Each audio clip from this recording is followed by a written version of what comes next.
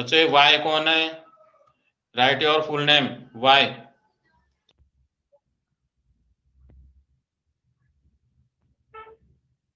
Okay, next influence of heroes of regional culture complete है अपना chapter 8 page number 89 में। Source of history literature ये भी complete. Okay, Sanskrit, Hindi, Marathi, Punjabi and Telugu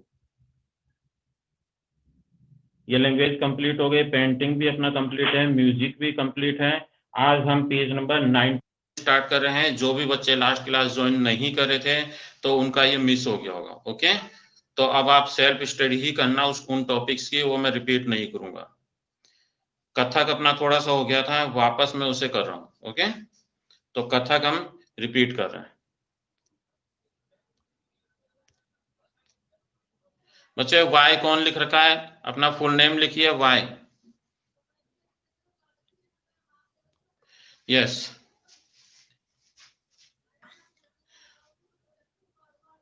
तो अपना आज का टॉपिक है डांस।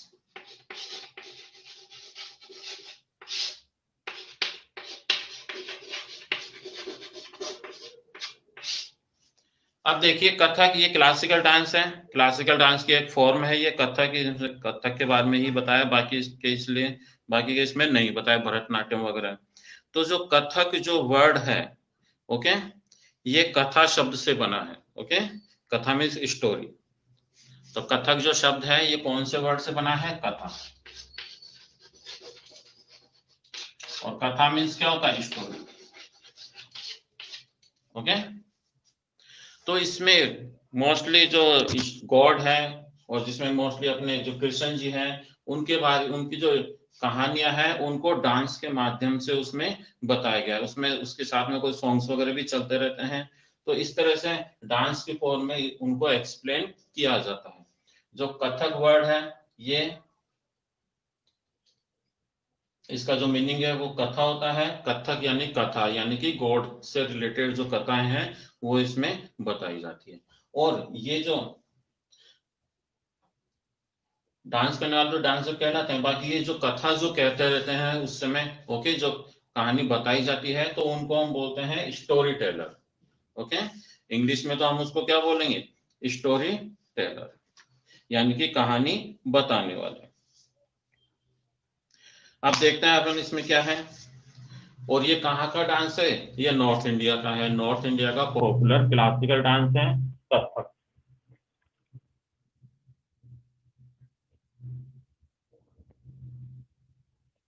क्लियर है? देखते हैं। Kathak is a popular classical dance of north India. Underline करना, ये क्वेश्चन पूछ लेते हैं आपसे कि जो कथक है वहां कहाँ का पॉपुलर डांस है, तो ये है नॉर्थ इंडिया का। Which depicts a story. Kathak got its name from katha. जो कथक वर्ड है ये कथा से लिया गया है। Kathak actually originated from the devotional recession.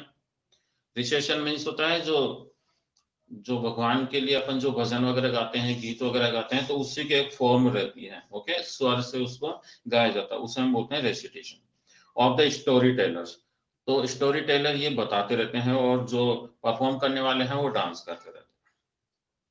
और द कथकार्स, या तो स्टोरी टेलर तो हम इंग्लिश में बोल देते हैं, और जो स्टोरी बताने वाले होते हैं उनको अपन हिंदी में कथाकार भी कहते हैं। The kathakars were none other than the story tellers. तो कथाकार स्टोरी टेलर एक ही होते हैं in the temples of north India whose performance were beautifully with expressive gesture and songs। कि जो अपनी जो कहानी है वो ब्यूटीफुली जो गेस्चर्स होते हैं, हाव भाव है, सॉन्ग्स हैं, उनके माध्यम से रिप्रेजेंट करते हैं। Kathak took the form of a distinct mode of dance in the 15th and 16th century. तो 15th एंड 16th सेंचुरी में काफी पॉपुलर हुआ था। डिफरेंट इसमें मोड हो गए थे, यानी कि अलग अलग रूप हो गए थे। With the spread of the Bhakti movement, the legend of Radha Krishna were performed beautifully in the form of skits called रासलीला। अब देखिए भक्ति मूवमेंट स्टार्ट हो गया था, तो भक्ति मूवमेंट स्टार्ट हो गया, तो उसमें जो कथक करने वाले हैं तो वो भगवान कृष्ण है, ओके, या फिर राधा है, इनका रूप लेकर उनकी जो क्रियाएं थी, उनकी जो एक्टिविटीज थी, उनकी जो कथाएं है उसके अकॉर्डिंग परफॉर्म करते थे, जिसे रासलीला कहा जाता। तो भगवान कृष्ण और राधा से रिलेटेड जो कथाएं हैं जो कथक के माध्यम से बताई जाती है तो उसको रासलीला कहा जाता था। तो रासलीला में किसके बारे में परफॉर्म की जाती है? भगवान कृष्ण एंड राधा के बारे में, तो राधा कृष्ण के बारे में, which combined folk dance with the basic gesture of the Kathak story telling. इसमें जो वहाँ के फोक डांस होते हैं वो उसके कुछ फॉर्म भी उसमें कंबाइन कर दी जाती है। Kathak developed in two traditions gharanas. जो कथक है इसके टू घरानास है। टू घरानास का मतलब है कि ऐसे पार्टिकुलर उनको आइडेंटिफाई करने के लिए जो डांस होते हैं उसमें घराना शब्द जोड़ दिया जाता है कि वो उससे रिलेटेड है। तो इसमें टू फेमस इसके घरानाज है, एक तो है जयपुर, ओके, राजस्थान या राजस्थानी घराना बोल देते हैं, या फिर उसको भी उसके लिए मोस्ट जो है वो जयपुर घराना कहा जाता है। एक तो जयपुर घराना हो गया, दूसरा हो गया लखनऊ घराना। ये टू फेमस मोड सेट है, यानी कि पार्ट है या घरानाज है कथक डांस के, ओके, ये आपको याद होना चाहिए। The court of Rajasthan Jaipur and the court of Lucknow under the patronage of Wajid Ali Shah the last Nawab of Awadh. तो अवध के लास्ट नवाब वाजिद अली थे, ये भी अपना इसमें क्लियर हो रहा है। तो उन्होंने जो है कथक को वहां पर संरक्षण दिया था अपने दरबार में। By the third quarter of 19th century, Kathak had firmly stabilized itself as a dance form.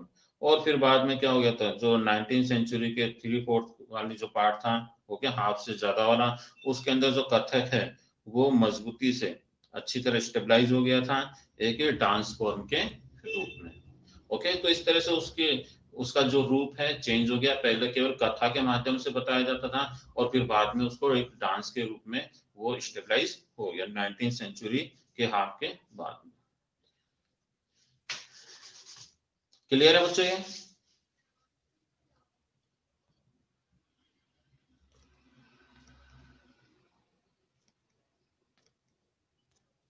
Okay, अब देखते हैं अपन closer look at Bengal. Bengal saw the growth of influence of Sanskrit during the 4th and 3rd century BC. Okay, 3rd 4th century के अंदर जो बंगाल है वहां पर संस्कृत जो है उसका इफेक्ट ज्यादा हुआ, संस्कृत का वहां पर प्रसार ज्यादा हुआ।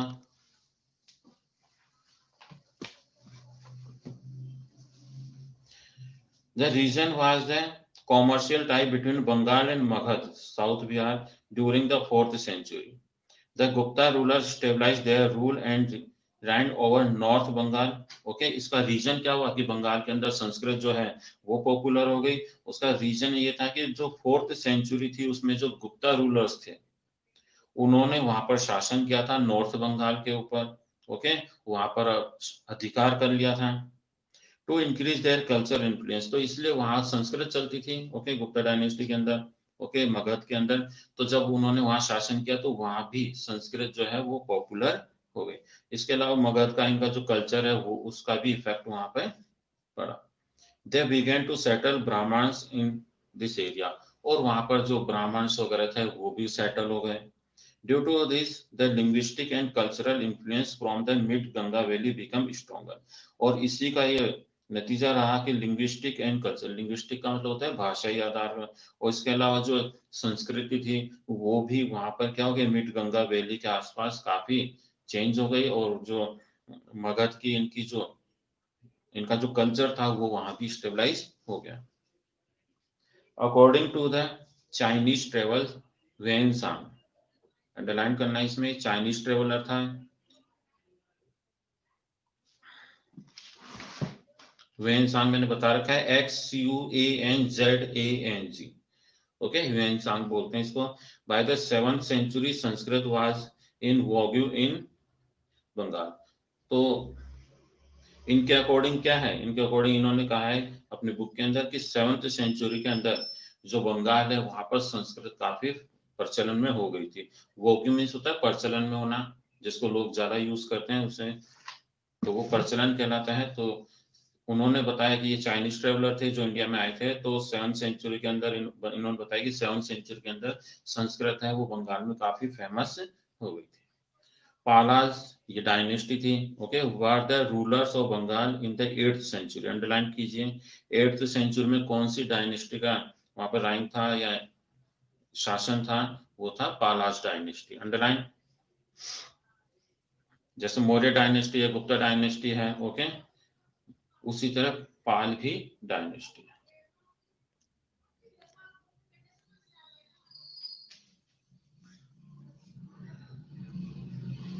And this further made Bengal the centre of regional kingdom.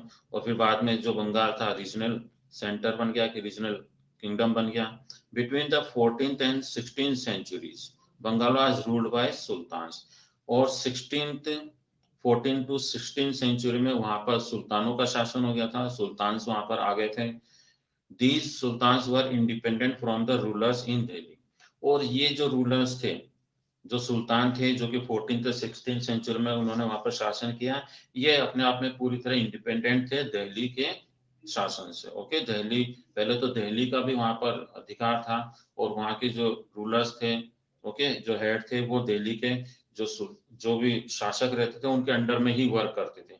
But 14 to 16 century में चेंज हुआ और जो बंगाल के जो सुल्तान थे वो अपने आप को पूरी तरह इंडिपेंडेंट कर लिए और स्वतंत्र शासक वहां के बन गए।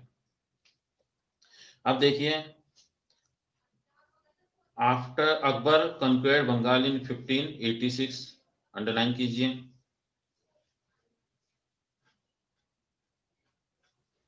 ओके, तो 1586 के अंदर अकबर ने उसको जीत लिया बंगाल को। Persian that become the language of administration in Bengal.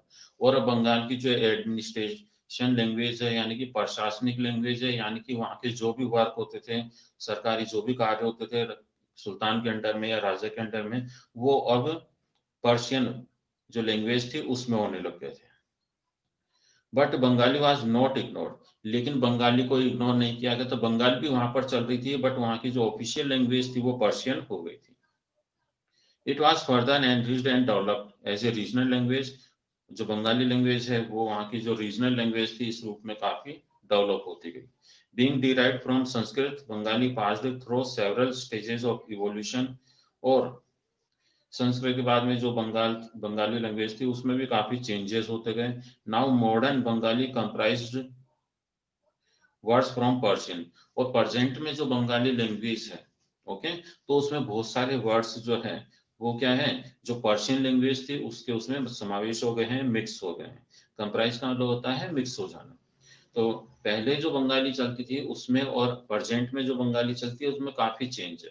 Present में जो बंगाली चलती है उसमें बहुत सारे जो वर्ड्स हैं वो क्या है, वो पर्शियन लैंग्वेज के हैं, क्योंकि अकबर के टाइम पर वहां पर पर्शियन लैंग्वेज वहां की ऑफिशियल लैंग्वेज थी, तो वो मिक्स हो गए काफी words. Okay, tribal language and European language के भी वर्ड्स उसमें काफी शामिल हो गए। ट्राइबल यानी आदिवासियों की जो लैंग्वेज थी वो भी मिक्स हो गई। ओके, यूरोपियंस वहां पर आए, उन्होंने मुगल्स के बाद वहां पर शासन किया, तो उनकी लैंग्वेज के कुछ वर्ड्स भी उसमें शामिल हो गए।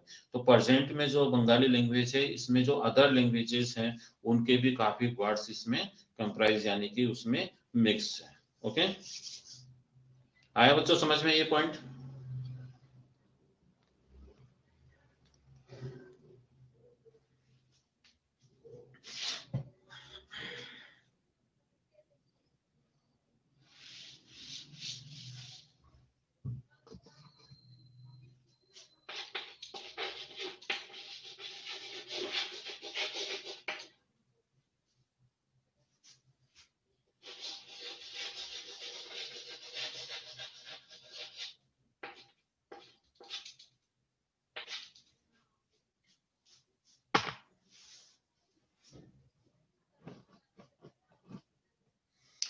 देखिए बच्चों, अब इसमें क्या है, बंगाली लिटरेचर। ओके, अब अपन बंगाली साहित्य के बारे में डिस्कस करेंगे। पेज नंबर 93 है।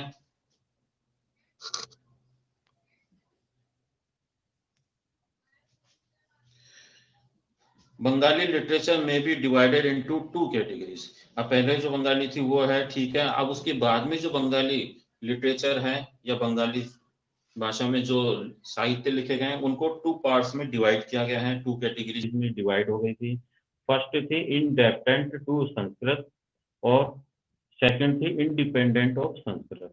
एक तो ये था कि संस्कृत से प्रभावित थी, संस्कृत के बहुत सारे वर्ड्स उसमें शामिल थे, तो फर्स्ट पार्ट तो ये ओके, उसके अंडर में थी वो। और सेकंड हो गई इंडिपेंडेंट ऑफ संस्कृत, यानी कि संस्कृत का उसमें कोई पार्ट नहीं था, संस्कृत के वर्ड्स नहीं थे, वो पूरी तरह से प्योर क्या थी, बंगाली थी। ओके, तो बंगाली लिटरेचर हो गई। तो इस तरह से टू टाइप्स के उस समय जो लिटरेचर थे वो लिखे गए। इंडेपेंडेंट टू संस्कृत, जो कि संस्कृत से प्रभावित थी, संस्कृत के उसमें वर्ड्स शामिल थे। और नेक्स्ट थी इंडिपेंडेंट ऑफ संस्कृत, यानी कि संस्कृत से पूरी तरह वो मुक्त थी, उसमें संस्कृत के वर्ड्स नहीं थे। क्लियर है? Jayadev was a great poet of Bengal. Underline कीजिए इसमें, जयदेव कहाँ के पोइट थे? ये थे बंगाल के।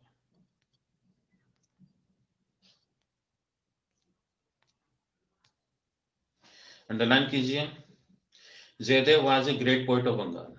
ओके, तो कोई सब या तो जयदेव के बारे में पूछ सकते हैं, was a great poet of Bengal, या फिर fill in the blanks dash was a great poet of Bengal, या फिर Jayadev was a great poet of dash, और फिर MCQ fill in the blank पूछ सकते हैं। ओके, तो ये बंगाल से बिलोंग करते थे। He lived in Bengal in the second half of the 12th सेंचुरी। तो सेकेंड हाफ का मतलब है 12th के आसपास का जो टाइम रहता है। ओके, तो उस समय ये बंगाल में रहते थे। लक्ष्मण सेन, सेना नहीं है, लक्ष्मण सेन है वो, who was the last Hindu king of Bengal, was also a great patron of literature। Underline कीजिए, बहुत मोस्ट क्वेश्चन है। who was the last Hindu king of the Bengal, तो आंसर क्या होगा? लक्ष्मण सेन। लक्ष्मण सेना भी बोल सकते हैं, SENA लिखा हुआ है इसमें। ओके, तो बंगाल के जो लास्ट हिंदू रूलर थे वो कौन थे? लक्ष्मण सेन।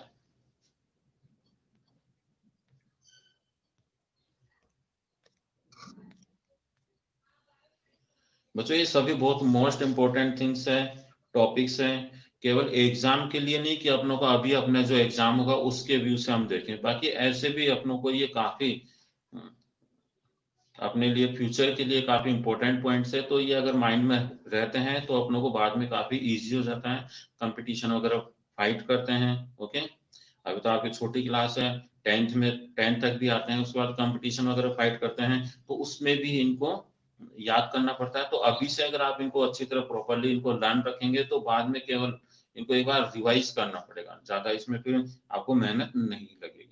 तो इनको सबको आप माइंड में रखा करो कि जयदेव कहाँ के थे, ये बंगाल के थे। तो आपको पता है कि जयदेव बंगाल के थे, यानी कि कौन सी लैंग्वेज के ये पोइट थे, तो आंसर होगा बंगाली के थे। ओके, और who was the last Hindu king of Bengal, तो आंसर होगा लक्ष्मण सेन। और ये ग्रेट पैट्रन ऑफ लिटरेचर, ये साहित्य के बहुत अच्छे ये संरक्षक थे, साहित्य काफी बढ़ा इनके टाइम में, इन्होंने साहित्य को काफी बढ़ावा दिया। कौन से साहित्य को दिया? डेफिनेटली बंगाली को दिया होगा। Jaidev was the court of Lakshman Sen, underline कीजिए। तो जो जयदेव जो एक कवि थे, ये किसके दरबार में थे? ये थे लक्ष्मण सेन के दरबार में। ओके, उनके दरबारी कवि थे ये। Jaidev wrote mostly in Sanskrit. Okay, अब देखो यहाँ चेंज हो गया, तो जयदेव बंगाली में तो लिखते ही थे, बट मोस्टली ये किस में लिखते थे? संस्कृत में लिखते थे। ओके, तो बंगाली के साथ में ये संस्कृत में भी लिखते थे। और इनकी एक पोएम है गीत गोविंद, ये काफी फेमस है। तो गीत गोविंद के जो राइटर हैं, ओके, नरेटर है या पोइट है, वो कौन है? जयदेव। तो ये बंगाली तो खैर इनकी मूल भाषा थी, इसके अलावा ये संस्कृत में भी लिखते थे, काफी इन्होंने लिटरेचर लिखा है, तो उनमें से एक है गीत गोविंद। ओके, ये एक फेमस नैरेटिव पोएम है रिटन बाय हिम, अंडरलाइन कीजिए इसमें। It is dedicated to the life and time of the divine couple Krishna and Radha. और ये जो गीत गोविंद है ये किससे रिलेटेड है? ये राधा कृष्ण से रिलेटेड है, कि उन्होंने राधा कृष्ण के बारे में गीत गोविंद के अंदर संस्कृत में लिखा है, तो ये उनसे प्रभावित है। Okay, two of his sons are included in the Guru Granth Sahib. Two of his song, two his sons नहीं है, सॉन्ग्स है। Two of his songs are included in to Guru Granth Sahib. इनके टू सॉन्ग्स जो हैं सॉन्ग का मतलब गाने नहीं है, सॉन्ग का मतलब है भजन वगैरह, वो गुरु ग्रंथ साहिब के अंदर इंक्लूड किए गए हैं। अब बताइए गुरु ग्रंथ साहिब क्या है?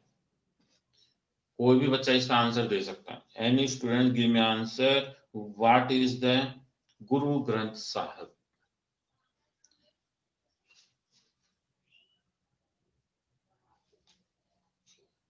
Give me answer.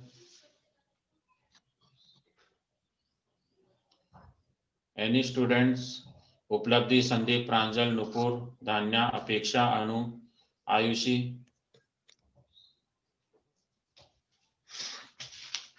ये तो कॉमन सी चीज है, आपको आना चाहिए।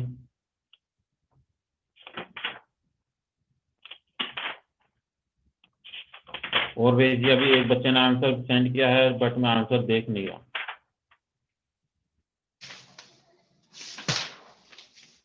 धान्या, give me answer. धान्या।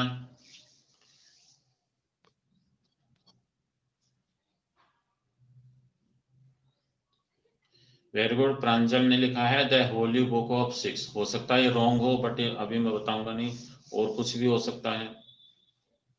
Nupur and Nehal, उपलब्धि, धान्या, आयुषी, अपेक्षा, जिगीषा,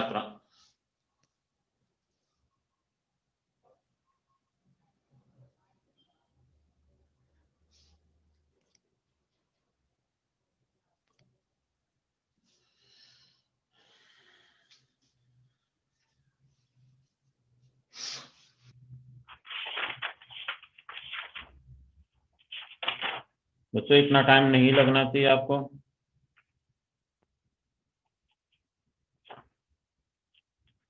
क्या होता है? Yes sir. गुरु ग्रंथ साहिब क्या है? यस सर है।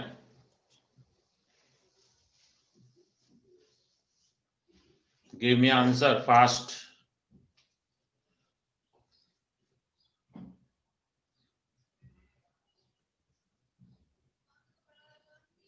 नहीं आ रहा किसी को। Yes only. प्रांजल ने बिल्कुल राइट आंसर दिया, the holy book of six. जो सिख है, सिख संप्रदाय है, उनकी पवित्र किताब है गुरु ग्रंथ साहिब। अब what is the other name of Holi book of six? Guru Granth Sahib, other name क्या है इसका? अपेक्षा, what is the other name of Guru Granth Sahib?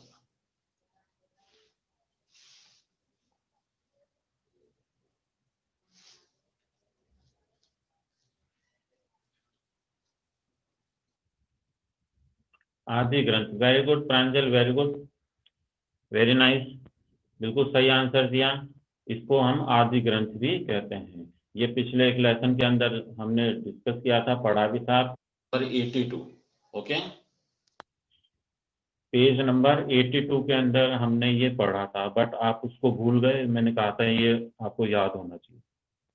Okay, page number 82 में लिखा हुआ आदि ग्रंथ, गुरु ग्रंथ साहिब सिक्स जो है होली बुक है। जैसे मुस्लिम्स हैं उनकी कुरान है, ओके। जो सिख है उनकी आदि ग्रंथ है, यानी गुरु ग्रंथ साहिब है। जो क्रिश्चियंस हैं उनकी बाइबिल है। उसी तरह हिंदूज है, तो हिंदूज की कौन सी होली बुक है बताइए? हिंदूज की होली बुक का मतलब ऐसे नहीं कि उसमें होली जलाते हैं बुक्स को, जब अपने एग्जाम खत्म हो जाते हैं उसको जला दी, होली हो गई, अब होली आने वाली है, ऐसे नहीं। होली बुक्स मीन्स होता है पवित्र पुस्तक।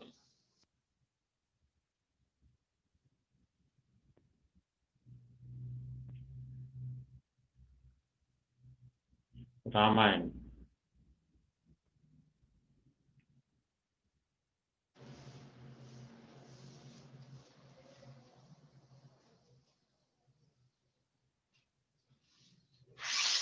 ओके, रामायण है, गीता है, ओके। ये अपनी होली बुक्स है। यस, देखिए बच्चों इसमें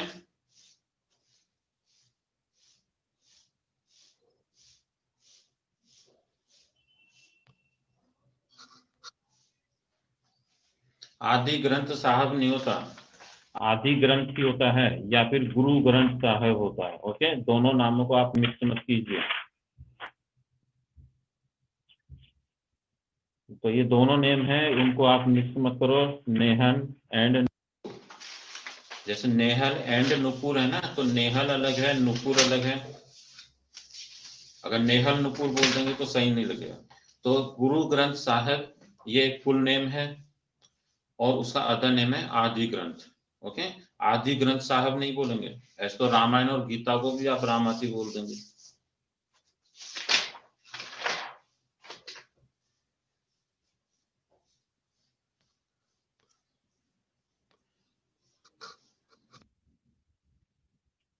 यस, नेक्स्ट इसमें देखिए, the other category of Bengali literature include Nath literature.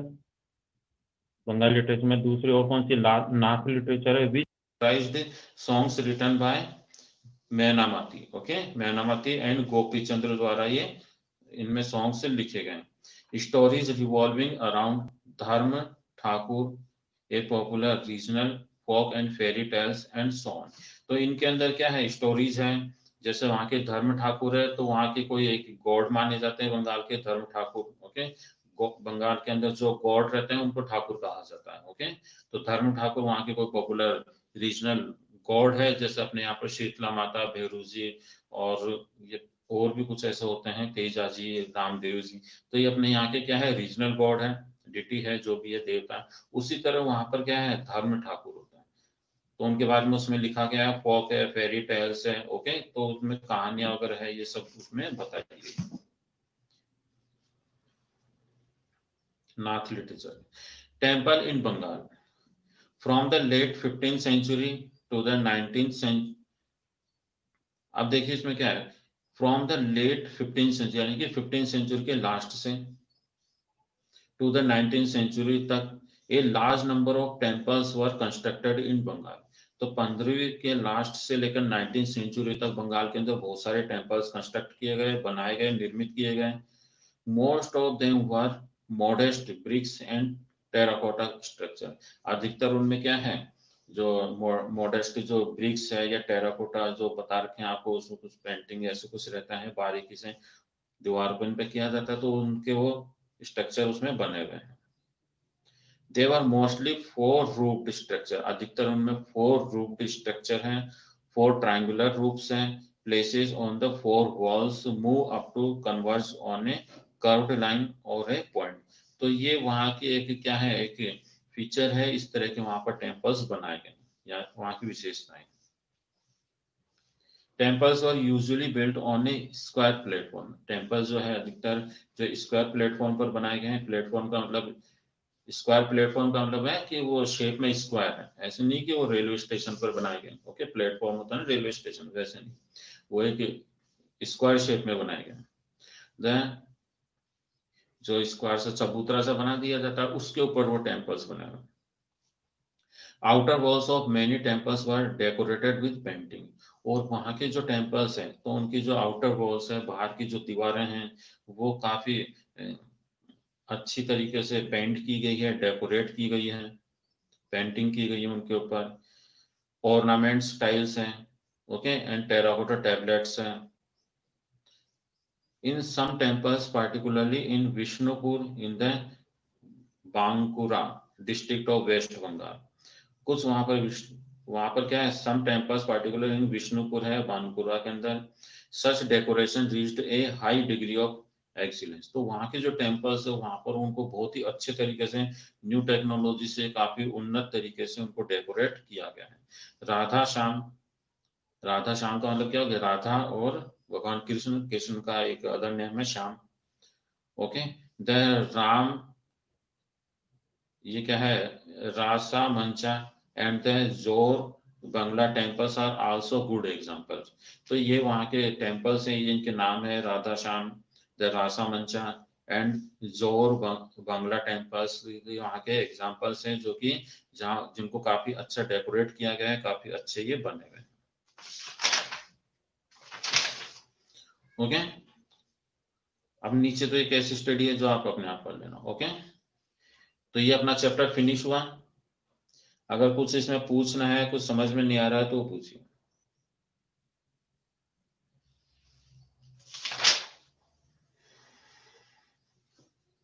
Any doubt?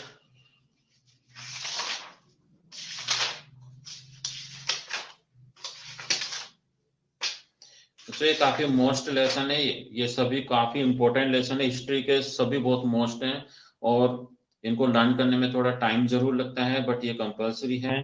बाकी अपने पॉलिटिक्स है, ओके, तो पॉलिटिकल साइंस में जो है गवर्नमेंट वगैरह, तो उसमें इतना टाइम नहीं लगता और वो थोड़ी इजी भी रहते हैं। इसमें हर लाइन के अंदर न्यू टाइप है जो कि काफी आगे हेल्पफुल होती है अपने।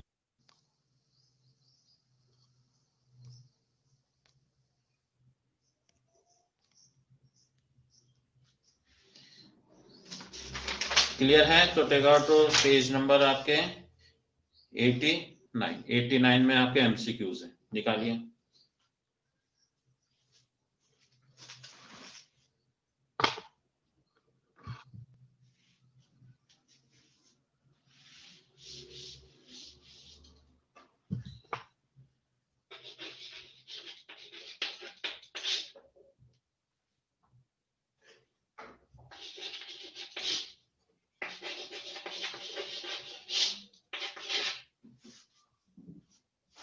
What are the factors responsible for the development of regional cultures during medieval times? medieval times के अंदर जो रीजनल कल्चर को के डेवलपमेंट में जो फैक्टर्स थे वो कौन से थे?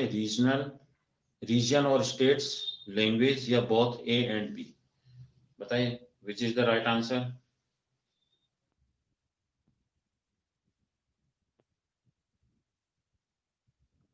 वेरी गुड, सी, यानी कि both A and B.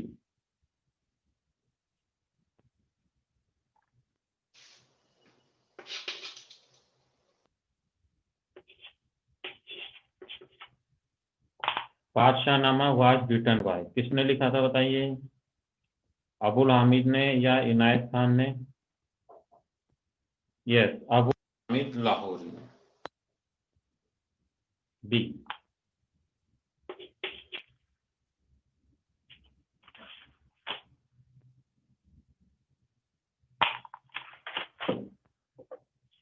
Page 92।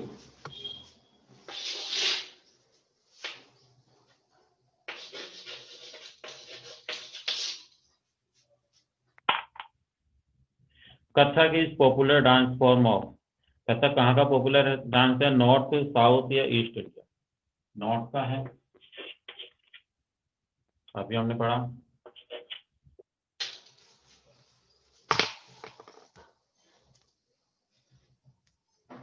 Second,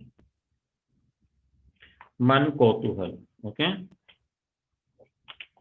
मन Kautuhal was written by the encouragement of Akbar, Raja Man Singh या Shahjahan? Very good, Raja Man Singh.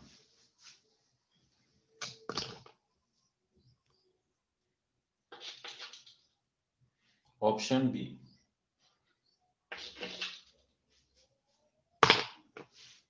Clear है?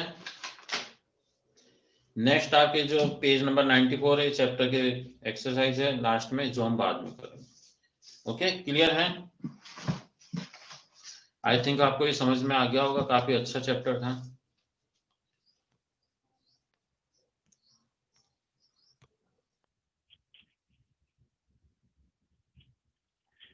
बाद के एक्सरसाइज बाद में करेंगे, आप उसको फिल करना, पेंसिल से फिल करना।